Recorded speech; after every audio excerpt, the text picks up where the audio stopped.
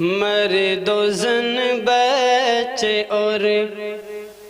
بچیاں بھی سبھی، مرد و زن بچے اور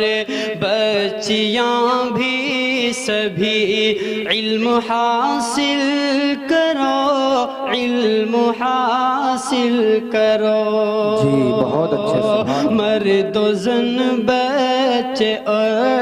بچیاں بھی سبھی، علم حاصل کرو، علم حاصل کرو۔ یہی فرمان رب، یہی قول نبی۔ محترم حضرات، خطابت زبان کی معراج اور مافی ضمیر کے اظہار کا اعجاز اور ذریعہ ہے۔ خطیب جو کچھ کہتا ہے اور جس طریقے سے کہتا ہے اور جس گہرائی اور گہرائی سے وہ بولتا ہے، اس کی زبان سے نکلے ہوئے الفاظ سننے والوں کے دلوں کو مسحور کرتے چلے جاتے ہیں۔ خطیب دراصل سماعتوں کی مملکت کا ایسا بادشاہ ہوتا ہے جو سامعین کے دلوں پر حکمرانی کرتا ہے۔ خطیب کے الفاظ اور معنی تو وہی ہوتے ہیں جو کسی زبان کا خزینہ اور کسی لغت کا سفینہ ہوتے ہیں، مگر جب خطیب انہی الفاظ کو اپنے الگ اور ڈھنگ میں اپنی زبان کی سلاست کو استعمال کرتے ہوئے بولتا ہے تو ایسا محسوس ہوتا ہے کہ خطیب ان الفاظ کو سامعین کی سماعتوں تک لے جا کر اس کے دل و دماغ کے اوپر قبضہ کر لیتا ہے۔ خطابت دراصل یہ عطیہ الہی ہے اور یہ خطیب کی اثر انگیزی ہوتی ہے۔ دراصل خطیب جذبات و خیالات کا ایسا سفیر ہوتا ہے جس کی زبان وہبی اور اکتسابی خصوصیات کے امتزاج کو سامعین کے دلوں تک پہنچاتی ہے، جس کا نتیجہ یہ ہوتا ہے کہ سامعین کے افکار و خیالات پھر خطیب کے افکار و خیالات کے سانچے میں ڈلتے چلے جاتے ہیں۔ اس درمیان ہمارے درمیان میں ایسی ہی ایک خوشنوا اور واعظ شیریں بیان حضرت مولانا مفتی طالب صاحب ندوی موجود ہیں، جو بڑے بے باکانہ انداز میں اپنے خیالات کا اظہار کرتے ہیں، وہ مدرسوں کے سالانہ جلسے ہوں یا ادبی اور ثقافتی پروگرام ہوں، اور خطابت کے عناصر خمسہ مطالعہ، مشق، حافظہ، زبان اور اسلوب بیان، یہ ساری چیزیں مولانا مفتی صاحب کی ذات میں علی وجہ الکمال موجود ہیں۔ میں گزارش کروں گا حضرت مولانا مفتی طالب ندوی صاحب سے کہ وہ ہمارے صرف ایک فون کی دعوت پر تشریف لے آتے ہیں کہ وہ اپنے خیالات کا اظہار فرمائیں، اس کے بعد میں دستار بندی کا عمل ہوگا انشاءاللہ۔ اطمینان کے ساتھ میں بیٹھے رہیے، جو حضرات ادھر کھڑے ہوئے ہیں ان کو بھی جلسہ گاہ میں بھیج دیجیے، انتظامیہ سے گزارش کروں گا۔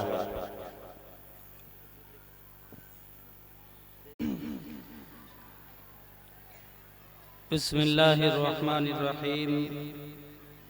الحمد للہ نحمده ونستعینه ونستغفره ونؤمن به ونتوکل علیہ ونعوذ باللہ من شرور انفسنا ومن سیئات اعمالنا، من يهده اللہ فلا مضل له ومن يضلله فلا هادی له، ونشهد ان لا الہ الا اللہ وحده لا شریک له، ونشهد أن سيدنا ومولانا محمدا عبده ورسوله، أما بعد فقد قال الله تعالى في القرآن المجيد، فأعوذ بالله من الشيطان الرجيم، بسم الله الرحمن الرحيم، يا أيها الذين آمنوا ادخلوا في السلم كافة، صدق الله العظيم۔ وقال النبي صلى الله عليه وسلم لا يؤمن أحدكم حتى يكون هواه تبعا لما جئت به او كما قال عليه الصلاة والسلام۔ چھپا کر آستی میں بجلیاں رکھی ہیں گردوں نے، انادل باغ کے بے خوف نہ بیٹھے آشیانوں میں، اور نہ سمجھو گے تو مٹ جاؤ گے اے ہندی مسلمانوں، تمہاری داستہ تک بھی نہ ہوگی داستانوں میں۔ اسٹیج پر جلوہ افروز علماء گرامی قدر اور معزز مہمانان اعظام، میرے بزرگوں اور بھائیوں، آپ حضرات نے مفتی شعیب صاحب کا بہت پرمغز اور قیمتی اور اصلاحی اور پرتاثیر خطاب سنا، اور طلباء کے پروگرام سنے، طالبات کے پروگرام سنے۔ دراصل اگر آپ ان پروگرامز میں غور کریں تو آپ کو محسوس ہوگا کہ یقیناً ہمارے مدرسوں میں وہ سب کچھ سکھایا جاتا ہے جس کا دنیا ڈھنڈورا پیٹتی ہے، اپنے اسکولوں کے نام پر، کالجز کے نام پر، اور کانوینٹوں کے نام پر، اور عیسائی مشنریوں کے نام پر۔ ہم مسلمانوں کے کچھ لبرل گھرانے کے لوگ وہ اپنے بچوں کو ماڈل ایجوکیشن اسکولوں میں ڈال کر ایسے مطمئن ہو جاتے ہیں کہ ہاں بس ہمارے بچے اب سب کچھ صحیح پڑھ رہے ہیں، اور ان کو دو چار سینٹنس، دو چار جملے انگلش کے رٹا دیے جاتے ہیں۔ وہ بچہ گھر میں آتا ہے تو وہ جملے استعمال کرتا ہے، اسکول میں جاتا ہے تو وہ جملے استعمال کرتا ہے کہ I go to toilet sir, I go to canteen sir, may I come in sir، فلاں فلاں اس طرح کے جملے ان کو رٹا دیے جاتے ہیں۔ تو وہ ماں باپ بھی اور دوسروں بھی جو سنتے ہیں تو بڑے خوش ہوتے ہیں کہ یہ ہمارا بچہ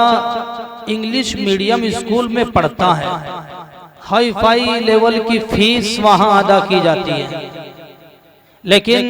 اس سے کہیں زیادہ ہمارے مدرسوں میں پڑھایا جاتا ہے بچوں کو انگلش زبان میں تقریریں کرنا، یہ ساری چیزیں سکھائی جاتی ہیں، لیکن ہم لوگوں کو اس کا شعور نہیں ہوتا کہ ہاں یہاں بھی کچھ پڑھایا جا رہا ہے کہ نہیں۔ یہ تو ایماندارانہ حقیقت ہے۔ دوسرے میرے بھائی اور بزرگوں، میں آج کے حالات پر تھوڑی سی گفتگو آپ حضرات کی سماعتوں کی نظر کرنا چاہتا ہوں۔ سب سے پہلی میری گزارش یہ ہے کہ آپ تھوڑی دیر کے لیے صرف ادھر متوجہ ہو جائیں۔ اگر آپ بیچ میں ادھر ادھر اپنے کانوں کو لگائیں گے یا اپنی نگاہوں کو لے جائیں گے تو شاید میری بات آپ کو سمجھ میں نہیں آئے گی، اور میں آپ تک اس لیے پہنچا رہا ہوں کہ بہت ممکن ہے کہ آپ کو ان چیزوں کی خبر نہ ہو جو کچھ اس وقت میں ہو رہا ہے۔ آپ حضرات موبائل کا بہت استعمال کرتے ہیں، بالخصوص ہر ایک نوجوان کے پاس اس موبائل کا استعمال بالکل غلط ہے اور اتنا ناجائز ہے جس کو تصور میں نہیں لایا جا سکتا۔ لیکن ان سب کے باوجود ان موبائلوں میں اخبارات کے ذریعے سے، ٹی وی چینلز کے ذریعے سے، اور پرنٹ میڈیا اور اخباری میڈیا، سوشل میڈیا، تمام تر میڈیا وہ آج کے ان 2-4 مہینوں کے اندر بہت ساری چیزوں کو پروموٹ کر رہا ہے، پھیلا رہا ہے، ہم تک پہنچانے کی کوشش کر رہا ہے، لیکن نہ معلوم وہ ہم تک پہنچی کہ نہیں، اور اس کے اندر کیا خرابی ہے اور کیا خوبیاں ہیں ہمیں اس کا پتہ ہے کہ نہیں۔ ان چیزوں پر میں تھوڑی سی گفتگو آپ کے سامنے کروں گا۔ سب سے پہلے اس وقت میں ایک مسئلہ بہت ہی سرگرم ہے جس کو وقف بورڈ کے نام سے جانا جا رہا ہے، اور وقف بل کے نام سے پورا ہندوستان کا ہر فرد جان رہا ہے،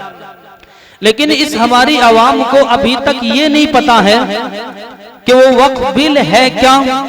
حکومت کیا چاہتی ہے، اور جو لڑ رہے ہیں حکومت سے ہمارے کچھ رہنما سیاسی قائدین اور بالخصوص ہمارے علماء، مسلم پرسنل لا بورڈ کے ذمہ داران، جمعیت علماء ہند کے ذمہ داران، وہ سب لڑ رہے ہیں، اس کا مقصد کیا ہے؟ سب سے پہلے تو یہ بتا دوں میں آپ کو کہ وقف، یہ جو مدرسہ آپ جس میں بیٹھے ہوئے ہیں یہ بھی وقف ہے، جن مسجدوں میں آپ نماز پڑھتے ہیں وہ بھی وقف ہے۔ رسول اللہ صلی اللہ علیہ وسلم کے زمانے سے، بلکہ اگر یوں کہا جائے سابقین انبیاء علیہ السلام کے زمانے میں بھی اس طرح کا تصور تھا کہ وہاں پر اپنی اولادوں تک کو وقف کیا جاتا تھا۔ رب انی نظرت لک ما فی بطنی محررا فتقبل منی۔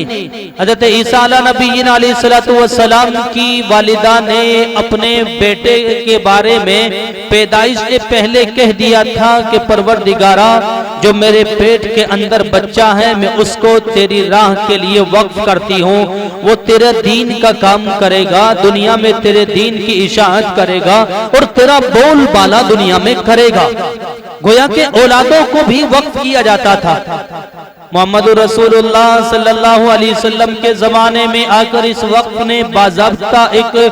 شریعتی اعتبار سے اور نظام اور قانون کے اعتبار سے ایسی شکل اختیار کی کہ بہت سارے لوگوں نے اپنی جائیدادوں کو، اپنی زمینوں کو، اپنے کھیت کھلیانوں کو اور اپنے مکانات کو اللہ کے نام پر وقف کرنا شروع کر دیا۔ کچھ لوگوں نے وقف اس لیے کیا تاکہ اس میں قبرستان بنایا جا سکے، کچھ لوگوں نے وقف اس لیے کیا تاکہ اس میں تعلیمی ادارہ بنایا جا سکے اور ملت اسلامیہ کی تعلیمی ضرورتوں کو پورا کیا جا سکے، کچھ لوگوں نے اپنی زمینوں کو وقف اس نام پر کیا تاکہ اس میں مسجد بنائی جا سکے اور اس میں اللہ کی عبادت ہو سکے۔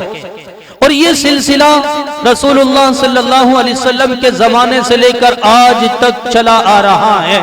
اور اس ہندوستان میں ہمارے اسلاف نے، ہمارے بزرگان دین نے اور ہمارے گزرے ہوئے زمانے کے لوگوں نے اپنی جائیدادوں کو اتنا وقف کیا کہ آج ہندوستان میں یوں کہا جاتا ہے کہ ریلوے کے بعد سب سے بڑی جائیداد اگر کسی کے پاس ہے تو وہ وقف بورڈ کے پاس ہے، اور وہ وقف بھی مسلمانوں کا وقف۔ تو آج حکومت کی نظریں اس پر خراب ہو گئی اور حکومت ایک بل لانا چاہتی ہے، اور حکومت یوں کہتی ہے کہ ان ساری پراپرٹیز کو اور اس ساری جائیداد کو جو اللہ کے نام پر وقف کی گئی ہے ان سب کو حکومت کی تحویل میں دے دیا جائے، اور وہ خواب دکھا رہے ہیں کہ ہم اس وقت کی حفاظت کریں گے، اس وقت کو صحیح معنی میں استعمال کریں گے اور دنیا کے بالخصوص ملک کی ترقی کے لیے، اور وہ کام تو یہ کہتے ہیں کہ ہم مسلمانوں کی ترقی کے لیے کریں گے کہ ہم اس کا صحیح استعمال کر کے مسلمانوں کی ترقی کے لیے کام کریں گے۔ لیکن میرے بھائیوں اور بزرگوں، سچی بات یہ ہے کہ یہ معاملہ کوئی نیا نہیں ہے، آج سے پہلے بھی اس پر کئی بار حکومتوں کی نیتیں خراب ہو چکی ہیں۔ پہلی بات تو یہ کہ میں قانونی اعتبار سے آپ کو بتاؤں، ہمارا یہ ملک ہندوستان جمہوری ملک ہے، اور اس ملک میں دو طرح کے قانون ہیں، ایک قانون ہے کامن لا، ایک قانون ہے پرسنل لا۔ کامن لا کا مطلب یہ ہے کہ وہ قانون جو تمام کے تمام اس ملک کے شہریوں کے لیے، چاہے وہ ہندو ہو یا مسلمان ہو، سکھ ہو یا عیسائی ہو، پادری ہو یا بدھسٹ ہو، کوئی کسی بھی مذہب کا ماننے والا ہو، سب کے لیے وہ قانون برابر ہے۔ چوری کرنے کی سزا جو حکومت کی طرف سے ہمارے قانون میں رکھی گئی ہے اور ہمارے جمہوری نظام میں جو سزا بنائی گئی ہے وہ سزا سب کے لیے برابر ہے۔ آپ روڈ پر چلتے ہیں، روڈ پر چلنے کے لیے آپ کے لیے قانون بنایا گیا کہ آپ اپنی لیفٹ سائیڈ چلیں گے، آنے والا رائٹ سائیڈ چلے گا آپ کی، یہ قانون سب کے لیے برابر ہے۔ آپ کہیں روڈ پر جا رہے ہیں، وہاں ریڈ لائٹ یعنی لال بتی لگی ہوئی ہے، وہ ریڈ ہو جائے گی آپ کو رکنا ہے، گرین ہو جائے گی تو چلنا ہے، یہ سب کے لیے برابر ہے۔ اور اس کے علاوہ اور بھی سینکڑوں قانون ہے جو तमाम शहरियों के लिए बराबर दर्जे के रखे गए हैं। लेकिन एक कानून है पर्सनल लॉ। पर्सनल लॉ का जब नाम आता है तो हम एक नाम पढ़ते हैं मुस्लिम पर्सनल लॉ,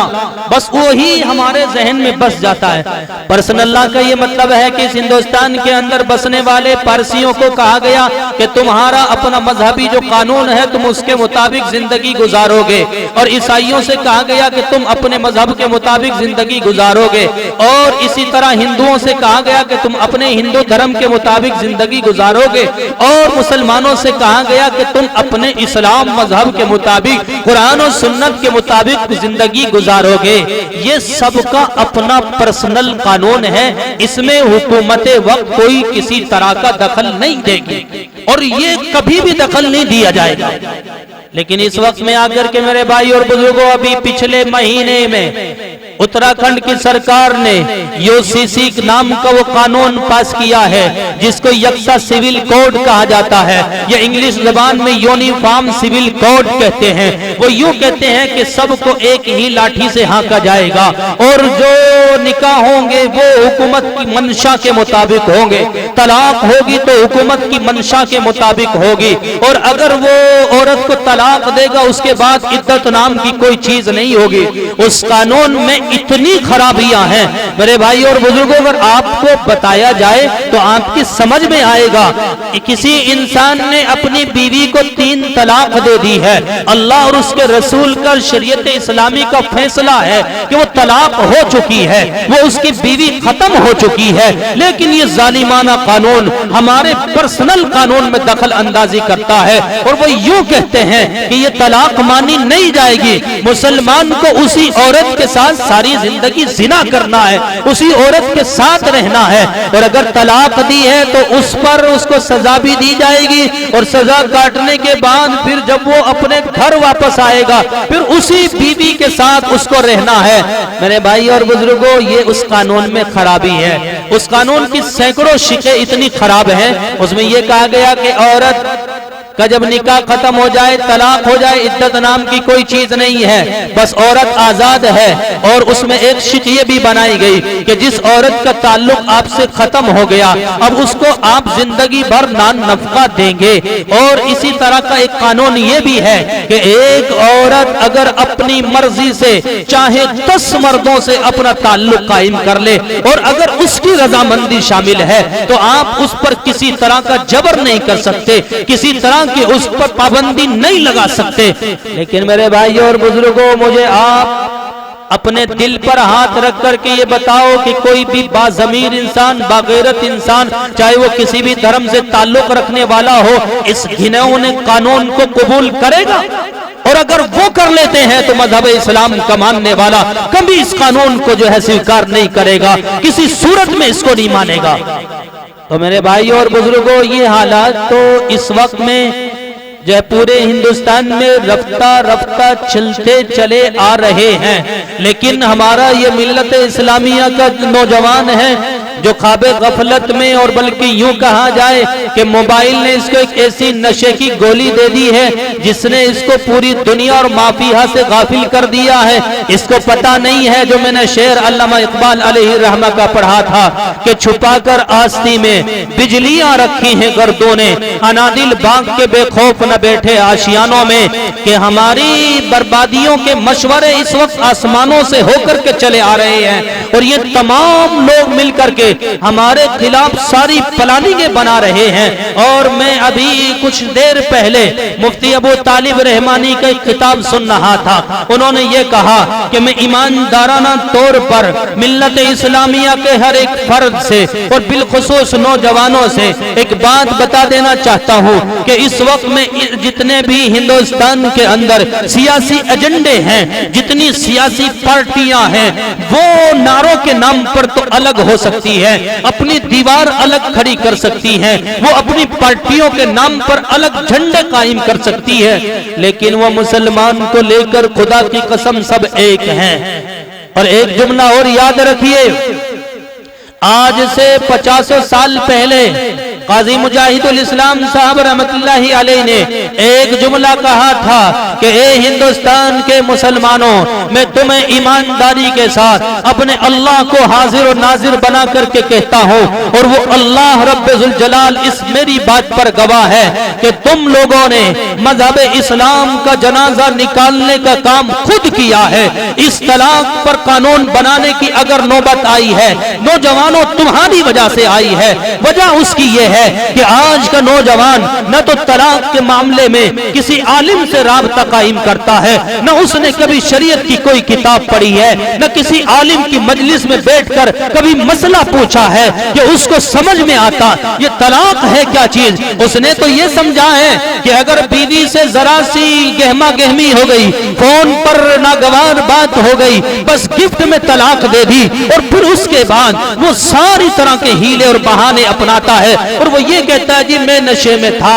میں نے سگریٹ پی رکھی تھی، یا مجھے دوستوں نے شراب پلا دی تھی، اس کی وجہ سے مجھے پتا نہیں تھا کہ میں نے طلاق دے دی اپنی بیوی کو، اب کیا ہونا چاہیے۔ ہزار بہانے بناتا ہے اور جھوٹ بولتا ہے۔ جب ہماری ان بچیوں نے اپنی عزتوں کے جنازے نکلتے دیکھے، عدالتوں میں جا کر کے انہوں نے انصاف کی گوہر لگائی، وہ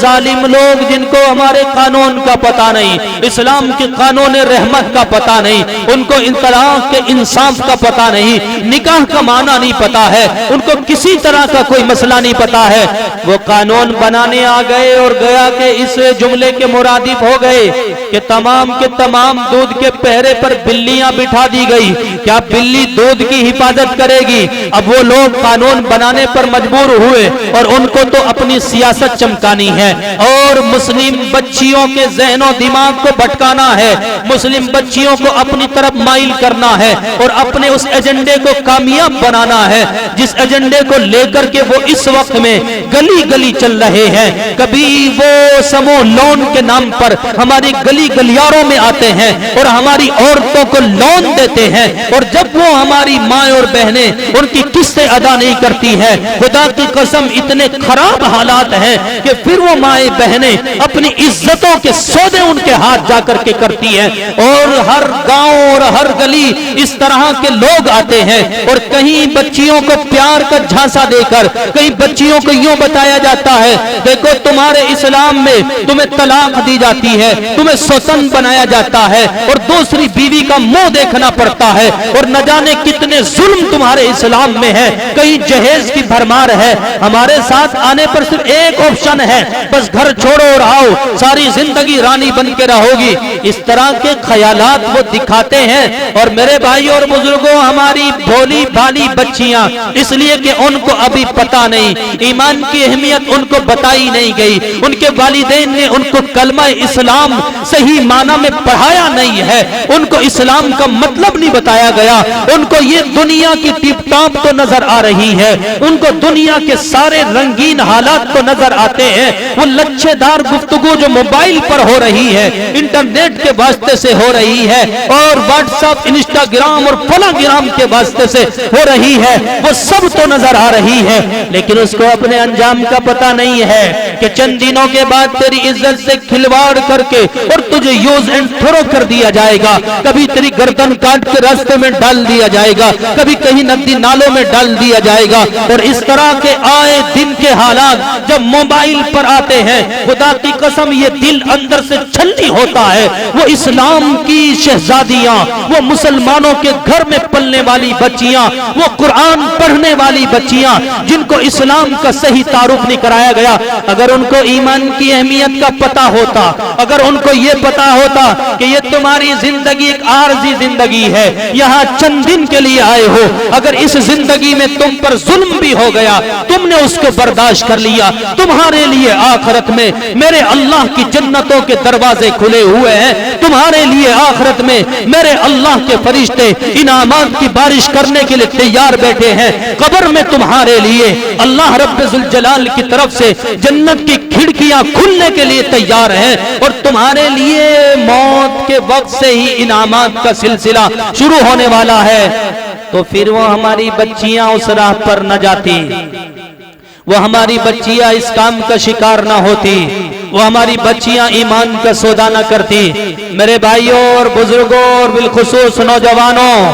یہ طلاق کا جو معاملہ ہے میں اس پر بہت چاہتا ہوں اور ہر جگہ نہ چاہتے ہوئے بھی اس پر گفتگو کر دیتا ہوں۔ یہ طلاق اسلام کا ایک بہت خوبصورت پہلو ہے۔ شادی اسلام میں کانٹریکٹ ہے۔ جس مذہب میں یہ طلاق نہیں ہے وہ مذہب نامکمل ہے، لیکن اس طلاق کو سمجھنا پڑے گا یہ کس حالت میں رکھی گئی ہے۔ یہ فون پر ذرا سی ناگواری کے عالم میں آپ اپنی بیوی کو طلاق دیتے ہو، اس کے لیے طلاق نہیں رکھی گئی تھی۔ ہمارے ہندو مذہب کے اندر طلاق نہیں تھی اور آج تک بھی طلاق نہیں ہے، اگرچہ قانونی اعتبار سے وکیلوں کے ذریعے سے اور کورٹ کچہری کے راستے سے وہ اپنے درمیان میں تفریق کرا لیتے ہیں، لیکن ان کے یہاں طلاق نہیں ہے۔ اگر شوہر مرتا تھا اس کی بیوی کو معاشرے میں جانوروں کی طرح زندگی گزارنے پر مجبور کیا جاتا تھا، اور ایک قانون اب تک چلا آ رہا تھا۔ ساری ہندو دھرم کی مذہبی کتابوں میں یہ قانون لکھا ہوا ہے، جس کو وہ ستی ہونا کہتے ہیں، یعنی جس کے شوہر کا انتقال ہوا اس کے ساتھ اس کی بیوی کو بھی اس کی چتا میں رکھ کر آگ لگا دیا کرتے تھے، زندہ اس عورت کو جلاتے تھے۔ اس کو کہتے تھے اپنے شوہر کی، اپنے پتی کی راہ پر اس کی بیوی ستی ہو گئی، یعنی اس نے اپنے آپ کو بھی قربان کر دیا، اور وہ کرنے پر اس لیے مجبور ہوتی تھی۔ وہ معاشرے میں دیکھتی تھی کہ معاشرے میں اس کا کوئی وجود نہیں رہے گا، کوئی اس کو ٹکڑا دینے والا نہیں رہے گا، کوئی اس کی عزت کرنے والا نہیں رہے گا۔ لیکن میرے بھائیوں اور بزرگوں، اگرچہ آج حکومت قانون بنا رہی ہے، وہ آپ لوگوں کی اور ہماری کمکلی کی وجہ سے بناتی ہے، ہمارے بے جا قانون اسلام کے ساتھ کھلواڑ کرنے کی وجہ سے بناتی ہے، ہمارے اسلام سے انحراف کی وجہ سے بناتی ہے۔ لیکن سارے عالم کے اس وقت کے موجودہ حالات وہ یوں کہتے ہیں، میرے اللہ نے یہ طے کر لیا ہے کہ اب دنیا کے سامنے اسلام کی صحیح اور صاف اور واضح قسم کی تصویر سامنے آنے والی ہے۔ اس وقت میں جو آپ نے حالات دیکھے وہ حماس کے اور اسرائیل کے جو اس وقت کی لڑائیاں چل رہی تھی، اور اس میں جو اس وقت میں ثالثی کردار جن جن ملکوں نے، قطر نے اور امریکہ نے اور فلاں نے ادا کیا ہے، وہ جنگ بندی کا معاہدہ ہو گیا ہے۔ ادھر سے ان کے مجرم چھوڑے جاتے ہیں، ادھر سے ہمارے وہ بھائی جو فلسطینی بچے ہیں، ہماری ماں اور بہنیں ہیں اور وہ مجاہدین اسلام ہیں، ان کو چھوڑا جاتا ہے۔ سب سے پہلے جب 3 لوگوں کو چھوڑا گیا تو ان 3 اسرائیلیوں نے وہاں سے جانے کے بعد مائک پر کھڑے ہو کر کے یہ دنیا کے سامنے پیغام دیا۔ ان میں ایک بچی ہوتی ہے، ایک بڑی عمر کا آدمی ہوتا ہے اور ایک نوجوان ہوتا ہے۔ وہ یوں کہتا ہے کہ یاد رکھو، اگر ایسی قید ہے ساری زندگی ہمیں اس قید میں رہنا منظور ہے، جس طرح ہمارے ساتھ حسن سلوک کیا گیا ہے۔ اور وہ خوبصورت بچی جو قید میں تھی وہ چھوٹنے کے بعد یوں کہتی ہے کہ اگر صحیح معنی میں اور قسم کھا کے کہتی ہوں اس رب کعبہ کی، اگر اسلام کی یہی تصویر ہے جو ان لوگوں نے پیش کی ہے کہ انہوں نے کبھی میرے چہرے کی طرف نگاہ ڈال کر نہیں دیکھی، انہوں نے کبھی میرے جسم کی طرف نگاہ اٹھا کر نہیں دیکھا، انہوں نے میرے حقوق کی ادائیگی میں کسی طرح کی کوئی کمی اور کوتاہی نہیں برتی ہے، میرے لیے ہر طرح کی راحت و آرام کا، علاج کا اور کھانے پینے کا سب کچھ انتظام کیا گیا۔ اگر یہ اسلام کی صحیح تصویر ہے تو میں قسم کھا کے کہتی ہوں روئے زمین پر اسلام کی اس سے خوبصورت اور کوئی تصویر نہیں ہو سکتی۔ اور میں یہ بھی قسم کھا کے کہتی ہوں وہ لڑکی جو دشمن اسلام کی بیٹی ہے، جو اس اسرائیل جو اسلام کا خاتمہ کرنے پر تلا ہوا ہے، وہ اللہ کے مقدس گھر پر اپنی ناپاک نظریں جمائے ہوئے ہے، ان کے گھرانے کی پروردہ بچی وہ یوں کہتی ہے اگر یہی اسلام ہے تو دنیا میں اسلام سے بہتر کوئی جگہ نہیں۔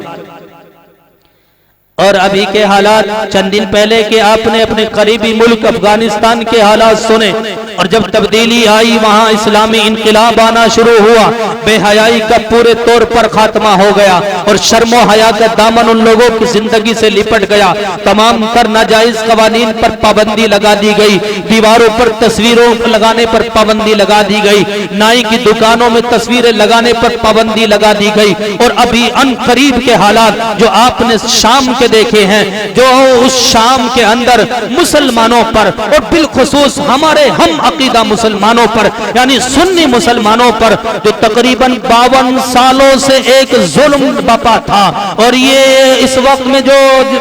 بشار الاسد ہے اور اس کا باپ جو حافظ الاسد تھا، اور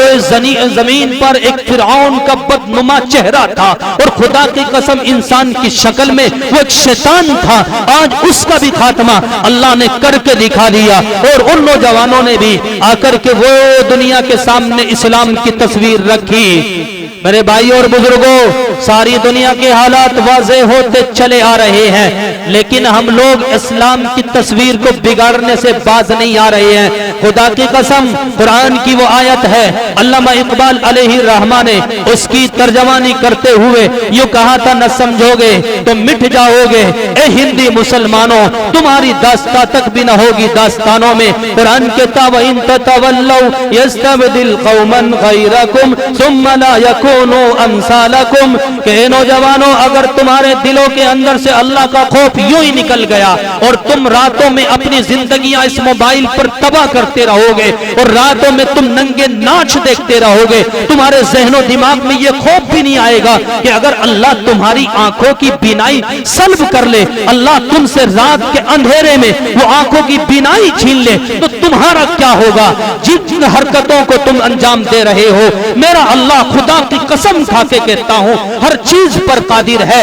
تمہارے ہاتھوں کو سلب کر سکتا ہے، تمہارے پیروں کو شل کر سکتا ہے، تمہارے ہر عضو کی ہر حرکت کو ہر طاقت کو سلب کرنے کی طاقت رکھتا ہے۔ وہ کانوں کی سماعت کو جب چاہے بند کر دے، وہ آنکھوں کی بصارت کو جب چاہے پردے ڈال دے، وہ دل کی سمجھنے کی صلاحیت پر جب چاہے مہر لگا دے۔ اگر تمہیں یہ انجام کا ڈر نہیں ہے اور تم اسی طرح بے راہ روی کا شکار ہوتے رہو گے، یاد رکھنا میرا اللہ تمہاری جگہ دوسری قوم کو لے کر کے آئے گا اور اس سے اپنے اسلام کی ترجمانی کا کام لے گا، اپنے اسلام کی دعوت کا کام لے گا۔ علامہ اقبال نے یوں کہا تھا، ہے آیا یوریش تاتار کے افسانے سے، پاسباں مل گئے کعبے کو صنم کھانے سے۔ تاتار قوم کا واقعہ پڑھو اور پرانی تاریخ پر نظریں ڈالو، جب مسلمانوں کے اندر اس طرح کی غفلت پائی گئی ہے تو ان کو راستے سے ہٹا کر میرے اللہ نے غیر قوموں سے کام لیا ہے۔ میں چھوٹا سا واقعہ بتا کر اپنی تقریر کو ختم کرتا ہوں۔ میرے گاؤں کے قریب میں ایک گاؤں ہے جس گاؤں کا نام محمد پور ہے۔ اس محمد پور میں ایک جماعت آئی تھی، اس جماعت نے نماز کے بعد اعلان کیا کہ دعا کے بعد سبھی حضرات تشریف رکھے، انشاءاللہ دین کی بات ہوگی۔ تو ہمارے یہاں مسجدوں میں یہ اعلان ایک ایسا اعلان بن گیا کہ جب کسی کے سامنے یہ اعلان ہوتا ہے تو مسجد بہت جلدی خالی ہوتی ہے، اور بلکہ یوں کہا جاتا ہے کہ اگر مسجد کو جلدی خالی کرنا ہو تو یہ اعلان کر دو دعا کے بعد سبھی حضرات تشریف رکھیں تو انشاءاللہ دین کی بات ہوگی۔ اسی طرح کا کچھ حال اس بستی میں ہوا۔ تمام کے تمام اہل محلہ لوگ اٹھ کر کے رخصت ہو گئے۔ ان جماعت والوں نے بیچاروں نے اپنی باتیں ختم کی اور بات ختم کرنے کے بعد انہوں نے اپنی جماعتیں بنا لی گشت کرنے کے لیے۔ مسجد کے دروازے پر کھڑے رہے، سوچ رہے تھے کوئی آئے گا اور آ کر کے ہماری رہبری کرے گا، وہ آواز دے گا، ہم اللہ کے بندوں کو نماز کی طرف بلا کے لائیں گے۔ میں آپ کو واقعہ بتا رہا ہوں، ایک نوجوان ان کو نظر آیا، اس نوجوان سے انہوں نے کہا کہ بھائی تھوڑی دیر گشت کرا دو۔ وہ نوجوان یوں کہتا ہے مجھے گشت کا نہیں پتا کیا ہوتا ہے، مجھے تو میری زبان میں سمجھاؤ۔ انہوں نے کہا رہبری کر دو، بس گھر گھر آواز لگا دو یا ہمیں مکان بتاتے رہو یہ کس کس کا مکان ہے۔ وہ نوجوان ان کے ساتھ ہو لیا اور عصر کے بعد سے لے کر مغرب تک اس نوجوان نے گشت کرایا۔ جب وہ مسجد کے دروازے پر جماعت گشت کر کے واپس آتی ہے، اس نوجوان نے کہا کہ جی اگر آپ کا کام ہو گیا ہو تو میں چلوں۔ امیر صاحب نے کہا کہ میرے بھائی نماز میں تھوڑا سا ٹائم باقی ہے، اذان ہونے والی ہے، آپ نے اتنا دین کا کام کیا ہے، آپ نماز پڑھ کے چلے جانا۔ وہ نوجوان یوں کہتا ہے، سنو دھیان سے میرے بھائیوں، اور میں اسی آیت کو سمجھانے کی کوشش کر رہا ہوں کہ جی میں نماز اس لیے نہیں پڑھ سکتا میں مسلمان نہیں ہوں، نماز اس لیے نہیں پڑھ سکتا مسلمان نہیں ہوں، خدا کی قسم میرا اللہ جب چاہے غیروں سے کام لیتا ہے، جب چاہے ابابیلوں سے کام لیتا ہے، جب چاہے فرشتوں سے کام لیتا ہے۔ میرے نوجوانوں اس وقت دامن مصطفیٰ سے لپٹ جاؤ، یہ جو مدارس اسلامیہ قائم ہے ان سے لپٹ جاؤ، یہی دامن مصطفیٰ اپنے اندر سمائے ہوئے ہیں، انہی کے اندر محمد الرسول اللہ کی وہ تعلیم دی جا رہی ہے جو 1400 سال پہلے ہمیں اللہ کے رسول صلی اللہ علیہ وسلم دے کر کے گئے تھے۔ وہ قرآن جس کی ایک ایک آیت آج ہمیں پکار پکار کے کہہ رہی ہے، یا ایھا الذین آمنوا ادخلوا فی السلم کافہ، یا ایھا الذین آمنوا اطیعوا اللہ واطیعوا الرسول، یا ایھا الذین آمنوا، جگہ جگہ میرا اللہ کہتا ہے اے میرے وہ اپنے بندو، اے میرے وہ ایمان والے بندو جنہوں نے مجھ سے وعدہ کیا تھا وعدہ وفائی کا، جنہوں نے مجھ سے یہ عہد کیا تھا عہد الست میں کہ تیری ربانیت کو مانیں گے، تیری الوہیت کو مانیں گے، تیری وحدانیت کو مانیں گے، تیری اطاعت کو مانیں گے۔ جس وقت میرے اللہ نے اس کائنات کو پیدا کیا تھا اور ساری مخلوقات سے آپ بھی تھے اس وقت میں، کتنے لوگ ہیں جنہوں نے دنیا میں آنے کے بعد اور انہوں نے یہ کہا ہے کہ جس وقت میرا اللہ نے یہ ہم سے عہد لیا تھا مجھے آج تک یاد ہے، اور وہ اللہ کے وہ الفاظ میرے کانوں میں آج بھی گونج رہے ہیں۔ مجھے یہ بھی یاد ہے میرے پاس اس وقت میں کون کون کھڑے ہوئے تھے، یعنی ہم لوگوں پر یہ حالات پر حالات آتے گئے، کبھی ماں کے پیٹ کا اندھیرا، کبھی عالم ارواح کا اندھیرا، اور اس غفلت میں ہم اس وعدے کو بھول گئے۔ اللہ نے کہا تھا الست بربکم، اے لوگوں کیا میں تمہارا رب نہیں ہوں؟ تو سب یوں کہہ کر کے آئے تھے کیوں نہیں اے پروردگار آپ ہمارے رب ہیں، ہم اللہ سے وعدہ کر کے آئے تھے۔ اللہ نے اگر جاتے ہی سوال کر لیا میرے بندو یہاں وعدہ کر کے گئے تھے، بتاؤ دنیا میں کیا کیا کر کے آئے ہو؟ کیا یہ جواب دیں گے کہ بس راتیں موبائل میں کالی کی اور آدھا دن سونے میں گزار دیا اور آدھا دن دھکے کھانے میں گزار دیا، کام چل جائے گا؟ نہیں میرے بھائیوں، نہیں چلے گا۔ اللہ کے ان وعدوں کو، عالم آخرت کے ان سوالوں کے جواب کو حل کرو۔ اللہ نے پہلے پرچہ بھی آؤٹ کرا رکھا ہے، پوچھا جائے گا زندگی کہاں لگا کے آئے ہو، عمر جوانی کہاں فنا کر کے آئے ہو، مال کہاں سے کمایا، کہاں خرچ کیا ہے، یہ سوالوں کے جواب آپ کو دینے پڑیں گے۔ قبر میں سوال ہوگا من ربو کا، تیرا رب کون ہے؟ جس نے اللہ کو رب مانا ہوگا وہ کہے گا ربی اللہ، میرا رب اللہ ہے، اور جس نے اللہ سے بغاوت کر کے زندگی گزاری ہوگی خدا کی قسم اس کی زبان پر یہ کلمہ جاری نہیں ہوگا، وہ ہائے ہائے افسوس کی صدائیں بلند کرے گا اور لا ادری کہے گا میں نہیں جانتا۔ اس سے کہا جائے گا من نبیوں کا، یا اس شخص کے بارے میں تمہارا کیا خیال ہے جس کو محمد کہا جاتا تھا، جس نے اس دنیا کے اندر محمد کی غلامی کا دم بھرا ہوگا، رسول اللہ کی سنتوں پر عمل کیا ہوگا، رسول اللہ کی شریعت کو مانا ہوگا، وہ کہے گا میرے نبی ہیں، میرے نبی محمد ہیں۔ جب پوچھا جائے گا ماں دینوں کا، تیرا دین کیا ہے، تو جس نے دین اسلام کو مانا ہوگا، دین اسلام کے مطابق زندگی گزاری ہوگی، وہ کہے گا میرا دین اسلام ہے۔ ورنہ میرے بھائیوں زبان پر یہ کلمے نہیں آئیں گے، ہزار الفاظ آئیں گے۔ اس لیے میں یہیں پر اپنی گفتگو کو ختم کرتا ہوں، بس میرا ایک یہی پیغام ہے، نوجوانوں تمہارے خلاف بہت سازشیں ہیں،